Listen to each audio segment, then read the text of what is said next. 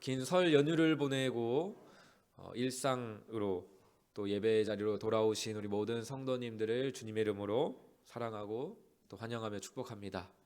네, 잘 쉬셨나요? 네, 저도 잘 쉬고 잘 보내고 왔습니다. 연휴로 보내면서 자연스럽게 아침 기도에도 쉬니까 예배와 멀어지고 세상과 가까이 살아가면서 좀 느꼈던 것은 순간순간의 즐거움이 있지만 결국 제 안에 채워지지 않는 정말 그 목마름들이 있었던 것 같습니다. 그것들을 생각하면서 정말 이제 주님을 믿는 자에게 세상의 즐거움은 잠시 잠깐의 즐거움은 있을지 몰라도 참 바닷물과도 같구나. 정말 목말라서 물을 마시는데 그게 더 우리를 목마르게 하고 갈급하게 하는구나라는 것을 느꼈습니다. 하지만 하나님을 예배하는 이 즐거움은 주님께서 말씀하신 것처럼 영생수와 같이 우리를 영원토록 또 목마르지 않고 즐겁게 또 영원히 살게 하실 줄 믿습니다. 우리 성도님들 푹 쉬시면서 육신은 편했지만 다시 주님을 예배하고 싶은 그 목마름과 사모함으로 이 아침 기도회를 나오신 줄 믿습니다. 오늘 우리에게 주시는 이 말씀을 통해 일상과 경건의 시간을 회복하는 은혜를 모두 누리시기를 주님의 이름으로 축복합니다. 네. 오늘 우리가 읽은 잠언 28장 13절 이 한 절의 말씀은 동일한 이 상황 속에서 반응할 수 있는 상반된 두 가지 반응에 대해서 그리고 그 결과에 대해 말씀하고 있습니다. 하나님 앞에서 죄를 지었을 때 죄인들이 할 수 있는 두 가지 반응입니다. 첫 번째 반응은 자신의 죄를 숨깁니다. 우리가 지난 한 달 동안 살펴보았던 사울 왕과 다윗 왕이 그러했습니다. 사울 왕은 하나님 말씀에 순종하지 않고 자신의 죄를 숨기기 위해서 약속 시간보다 늦게 왔던 사무엘을 핑계 삼았고요. 자신을 독촉했던 이스라엘 백성들을 핑계 삼았습니다. 지난 주일 말씀을 통해 살펴보았듯이 다윗 왕은 충신 우리아의 아내를 그 밧세바를 범한 죄를 숨기기 위해서 우리아가 밧세바와 동침하게 그 자리를 마련합니다. 하지만 그 일이 실패하자 사지로 몰아넣어 죽게 만들었습니다. 사울 왕이 자신에게 하려고 했던 그 방식 그대로 행한 것이죠. 그 결과 오늘 우리가 읽은 말씀처럼 자신의 죄를 숨겼던 사울 왕과 다윗 왕은 형통하지 못했습니다. 오직 그들 안에 있던 죄가 더욱 그들의 삶 가운데 형통할 뿐이었죠. 오늘 본문 상반절 말씀은 자신의 죄를 숨기는 자는 형통하지 못한다라고 말씀하고 있습니다. 이 말씀을 우리가 생각해 볼 때 여기서 말하는 형통하지 못함은 무엇일까를 우리가 먼저 생각해야겠죠. 여기서 말하는 형통하지 못함은 단순히 경제적으로나 건강이나 이 땅의 것을 잃는 정도의 징계나 형벌을 말하는 것이 아닙니다.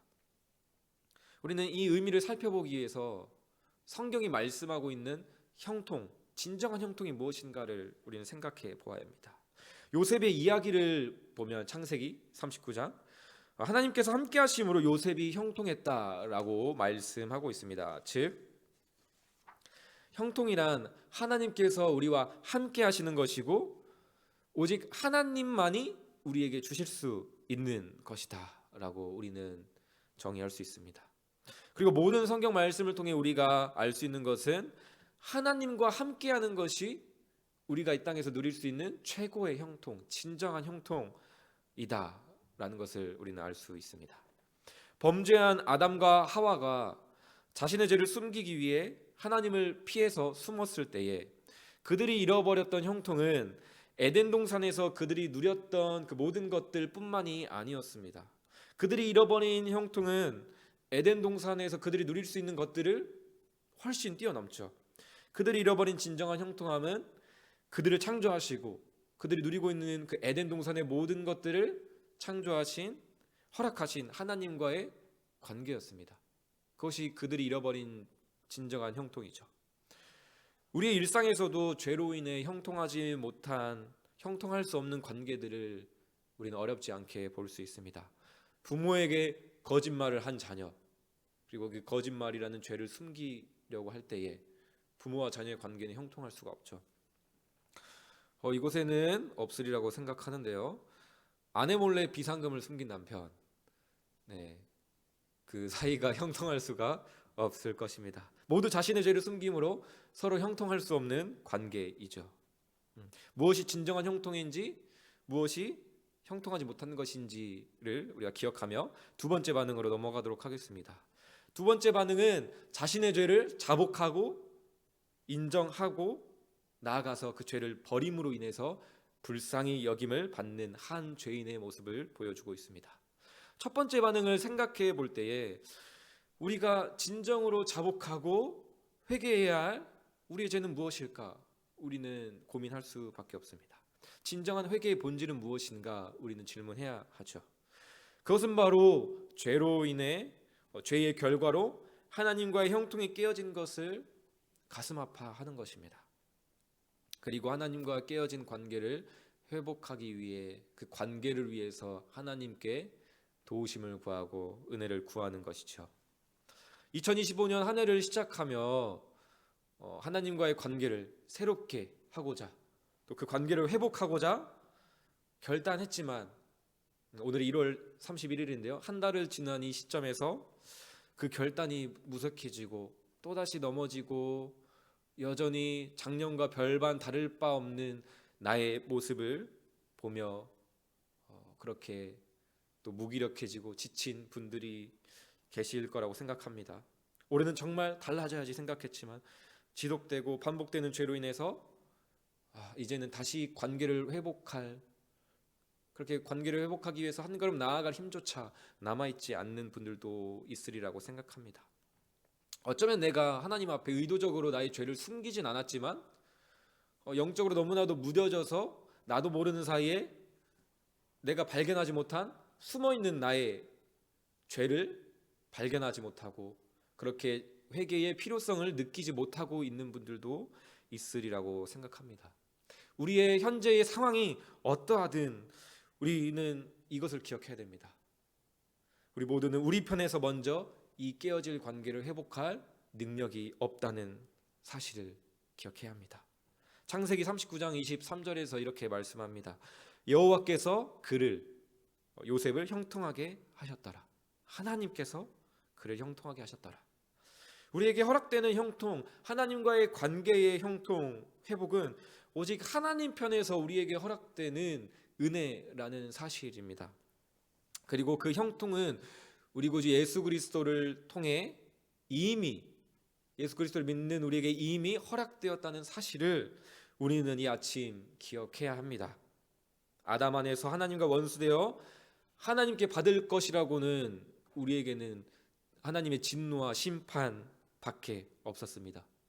하나님께 받을 것이라고는 진노와 심판밖에 없었던 우리를 위해, 그런 우리를 형통하지 못한 우리를 형통하게 하시기 위해서 예수님께서 이 땅에 오셨습니다. 하늘 보좌 우편에서 성부 하나님과 완전한 사랑을 누리고 계시던 예수님께서 낮아지시고 자신의 형통을 내어버리시고 십자가에 달려 죽으심으로 우리가 형통하게 되었습니다. 그리고 그 진정한 형통은 바로 하나님과의 관계가 회복되어진 것이고 우리의 신분이 달라진 것이죠.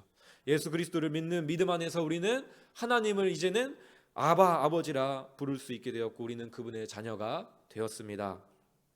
이것이 이미 예수 그리스도를 믿는 믿음 안에서 우리에게 주어진 정체성이라는 것을 우리는 기억해야 합니다. 예수를 믿고 아무리 우리가 반복해서 죄를 짓고 넘어지고 또 넘어져도 결코 변하지 않는 관계라는 말입니다. 그런 우리가 이제 죄를 자복하고 회개하는 것은 구원받기 위함이 아니죠. 우리의 회개도 달라져야 합니다. 진정한 회개가 무엇입니까? 누구보다도 나를 사랑하고 지지해주고 나를 위해 모든 것을 쏟아부으신 아버지 하나님, 그 하나님의 마음을 아프시게 했다는 것을 회개하는 것입니다. 그렇다면 우리는 또 질문을 해야겠죠. 나를 사랑하고 지지하고 나를 위해 모든 것을 내어주신 하나님 아버지의 마음을 아프시게 해드리는 가장 큰 죄는 무엇일까? 예수 그리스도 안에서 우리가 지을 수 있는 가장 큰 죄가 뭐라고 생각하십니까?